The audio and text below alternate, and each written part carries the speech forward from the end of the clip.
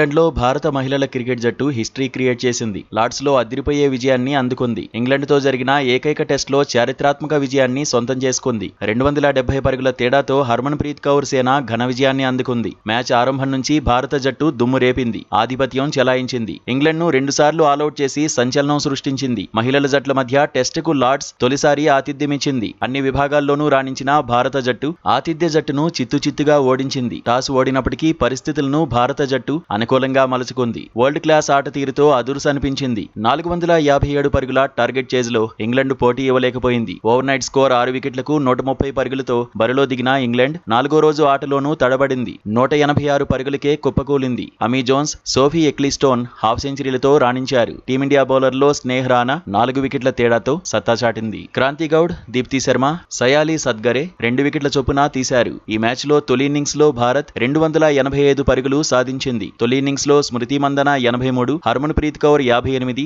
దీప్తి శర్మ 57 పరుగులు చేశారు. ఆ తర్వాత ఆతిథ్య జట్టు చేతులెత్తేసింది. 170 పరుగులకే ఆలౌట్ అయింది. 5 వికెట్లతో క్రాంతి గౌడ్ సత్తా చాటింది. రెండో ఇన్నింగ్స్లో టీమిండియా 7 వికెట్లకు 341 పరుగులు చేసింది. బ్యాటింగ్లో ఎస్తికా భాటియా ఆకట్టుకుంది. లార్డ్స్లో సెంచరీతో చరిత్ర సృష్టించింది. 113 పరుగులతో టీమిండియా విజయంలో కీలకంగా నిలిచింది. రెండో ఇన్నింగ్స్లో స్మృతి మందన, రిచా ఘోష్ హాఫ్ సెంచరీలు సాధించారు. భారత్ భారీ స్కోర్ సాధించడంలో కీలకంగా నిలిచారు.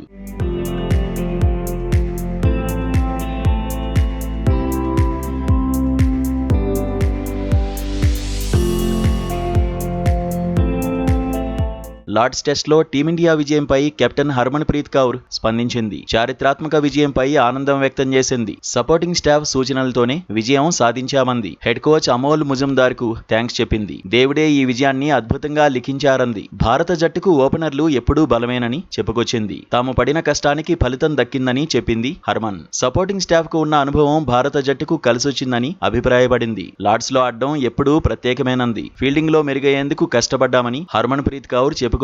జట్టులో అందరూ తమ రోల్ కు న్యాయం చేశారంది.